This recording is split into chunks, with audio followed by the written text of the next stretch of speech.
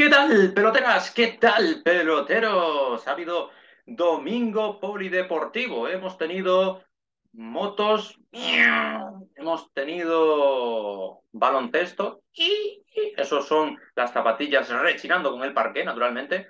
Y hemos tenido incluso fútbol de categorías modestas, pero se ha decidido el último equipo que asciende a la segunda división. Lo que también ha habido, y aquí en el pelotero sabéis que siempre estamos ojo a visor, especialmente a ciertos deportes que nos gustan de manera especial, es la final del torneo de Queens, es decir, tenis, como habéis podido apreciar por mi onomatopeya bucal, y ha sido un torneo histórico para Carlitos Alcaraz, que ha sumado su primer cetro sobre la superficie de hierba a apenas una semana de que dé comienzo Wimbledon, ese gran slam blanco del deporte blanco, precisamente con uno que flaquea del blanco.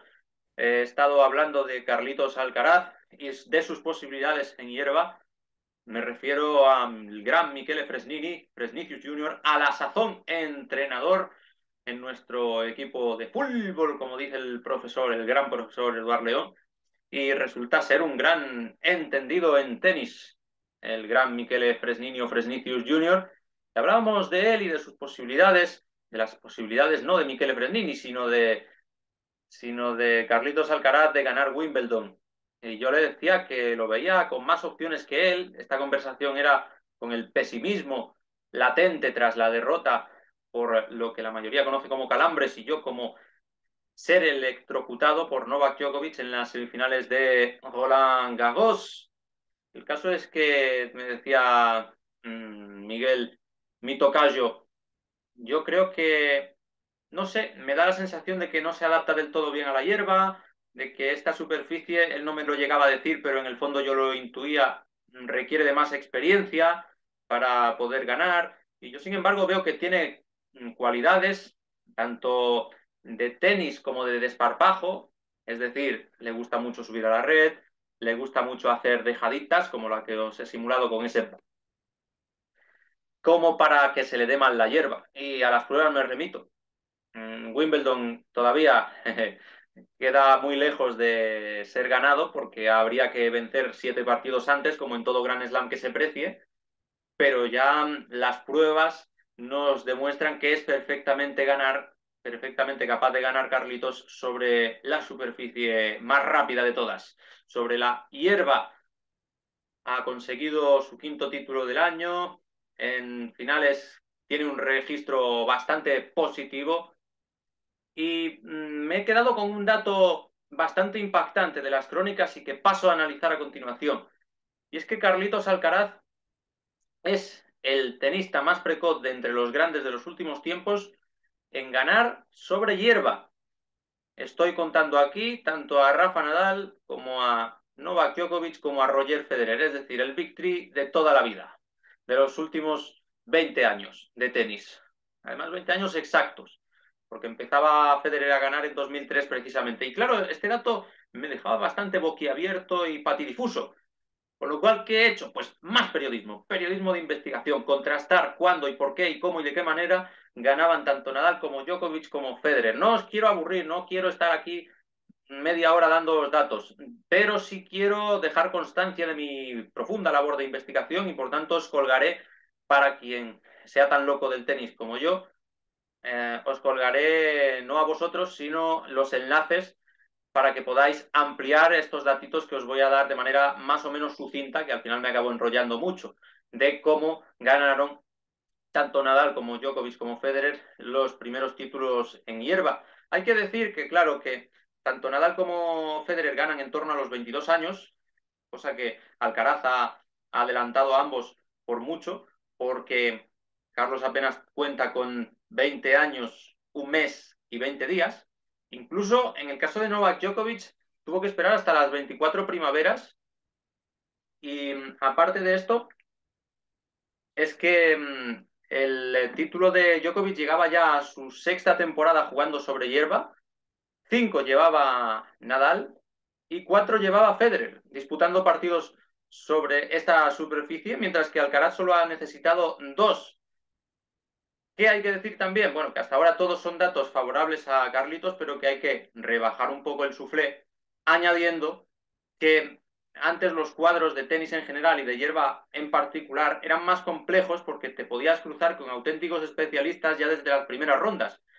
Y ahora el nivel en general ha bajado porque estamos en una etapa de transición en la que el mayor genio de los jóvenes es Carlitos y se encuentra poca oposición en general en el circuito porque Djokovic ya está en la recta final, Nadal tiene muchas lesiones y Federer está retirado. ¿Y por qué digo esto? Pues no es simplemente por llevar la contraria, sino porque solo hay que ver el primer torneo de hierba que gana Nadal. Es en 2008, es en Queens, en la antesala de Wimbledon, como dice la ATP, es el primer aviso a Federer antes de ganarle el partido histórico que posiblemente sea el mejor de todos los tiempos disputado en la modalidad tenística.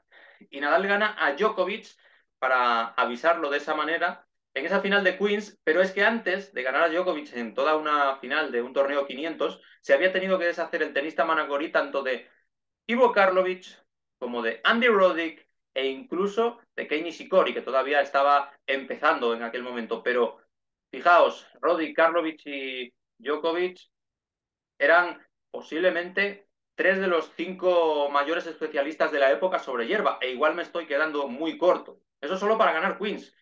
Y antes de eso, había perdido Nadal ya dos finales sobre hierba, que por tanto, si hubiera ganado la primera, la de 2006, también habría ganado con 20 años y muy pocos días, incluso menos días, porque nació en junio y Alcaraz en mayo, su primer torneo sobre hierba. Pero claro, para llegar a finales, para perder finales hay que llegar.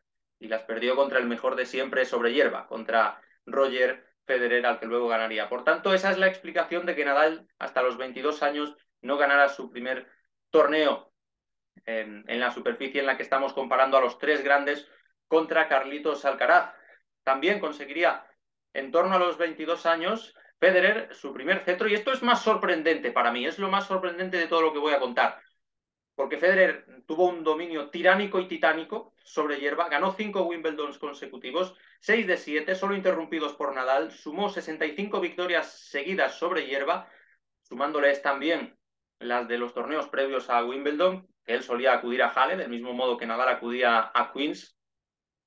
Y ya digo, empezó su dinastía dictatorial en el buen sentido en 2003 en Alemania, ganando muy fácil por la vía rápida a Kiefer. De ahí hasta el final de la década, como quien dice, no daría respiro a prácticamente ningún enemigo que no se llamara Rafa Nadal, y de poco valía que estuvieran enfrente Roddick, que estuviera Karlovic o que estuviera el que se terciara. Os vais a sorprender muy positivamente con las 65 victorias de Federer desgranadas por envergadura de sus oponentes, por facilidad con las que las conseguía. En Wimbledon ganaba partidos, eso sí, de las primeras rondas en menos de una hora. Ganar 3 sets en menos de una hora está al alcance de los elegidos como Federer, que eso sí, antes de los 22 años era un tenista un poquito rebelde, un poquito canallita. De hecho, se puede comprobar en YouTube, en la hemeroteca, que siempre nos deja mal parados a todos, cómo rompe alguna raqueta en sus inicios tenísticos. Y ya por último, Djokovic no gana su primer torneo sobre hierba hasta Wimbledon 2011, temporada antológica, la del serbio, posiblemente la mejor temporada de un tenista. Esto es discutible, pero perfectamente puede entrar a competir ahí contra cualquiera la temporada 2011 de Novak Djokovic. Derrota a Nadal en la final de Wimbledon en 4 sets. Antes había perdido una final en Queens y una final en Halle contra Nadal en 2008, ya la hemos reseñado, y contra Tommy Haas, un alemán que también se las gastaba sobre hierba en 2009. Pero hasta los 24 años, Djokovic no empieza a ganar Wimbledon. Fijaos que Federer empieza a ganar torneos en hierba a los 22 y le dio tiempo a ganar 8 Wimbledon. Djokovic empieza a ganar en 2011 con 24 primaveras y ya ha sumado 5 Wimbledon. Y alguno que le puede quedar, sí señor. Esperemos que Alcaraz lo impida. O sea que son datos que dejan muy bien parado a Alcaraz. Estas ya son las conclusiones, porque ha ganado siendo más joven que ninguno de los otros y con menos temporadas de necesidad de adaptación a la superficie de hierba, si bien es cierto que los cuadros ahora en tenis y en hierba son menos complejos que antes por el momento del circuito que está en plena transición generacional. Así que ahora decidme vosotros si veis el vaso medio lleno porque aunque los cuadros sean más fáciles, también serán relativamente más asequibles en Wimbledon, o si lo veis medio vacío, diciendo, es que no hay ni punto de comparación con los rivales a los que tenían que enfrentar estos bichos, que encima muchas veces tenían que chocar entre sí, como sucedió en el Nadal Djokovic de 2008, que retrasó el primer título sobre hierba del serbio. ¿Qué pensáis? ¿Ganará Alcaraz este año Wimbledon y ya disipará cualquier tipo de dudas? ¿O sois escépticos como lo era el otro día también de bajón mi amigo Michele Fresnini Fresnicius Jr.?